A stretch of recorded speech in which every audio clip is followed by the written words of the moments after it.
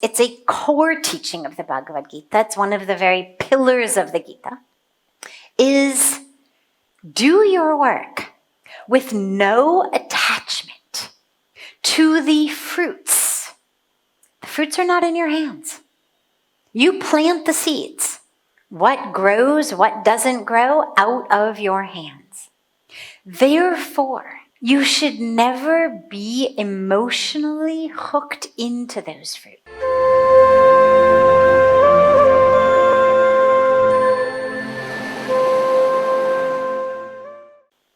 When most of us act, whatever we do, we expect there to be some result, and we have an attachment to that result.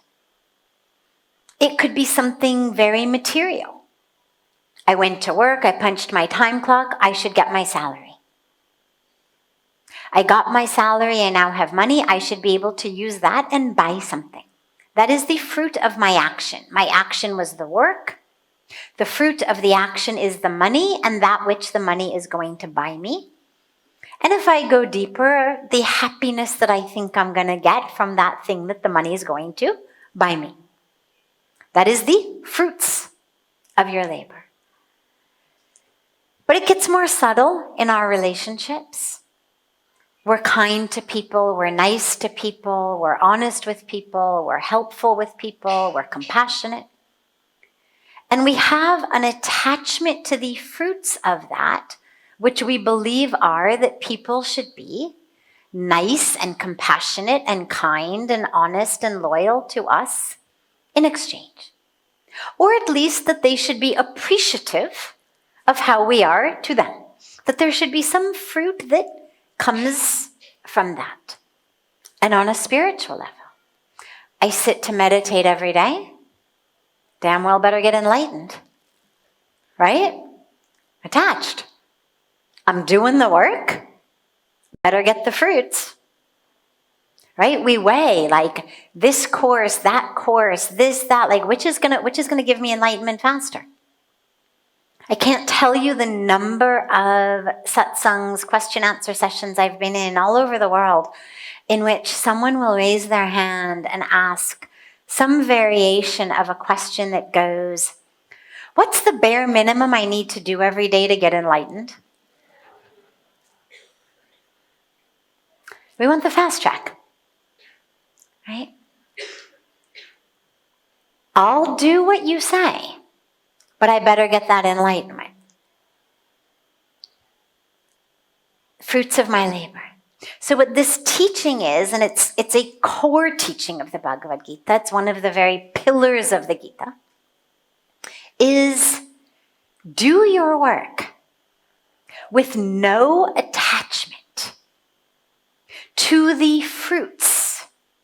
The fruits are not in your hands. You plant the seeds. What grows, what doesn't grow, out of your hands. Therefore, you should never be emotionally hooked into those fruits. Because when we're attached to something, and this is where we come to the, what does this mean for me and how does it impact me on my life, other than philosophy? We lose ourselves. We become miserable. We're frustrated. We're depressed. I've done this. I should get this in return.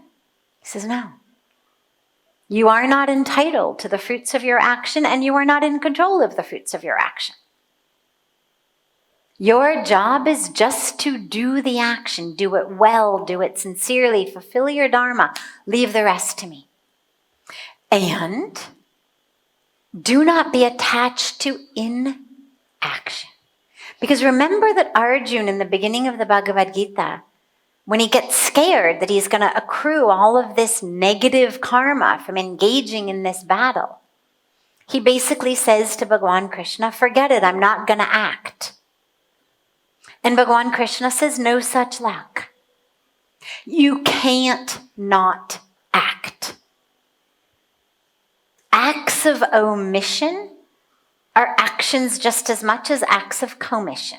That which I do is just as much an action as that which I fail to do or neglect to do. Do not get attached to inaction. Neither the fruits of the action nor inaction. Your job is very simple. Do your duty. Fulfill your dharma. Be an instrument in the hands of the divine. Nimit. Be that nimit, that instrument. Let go of the rest.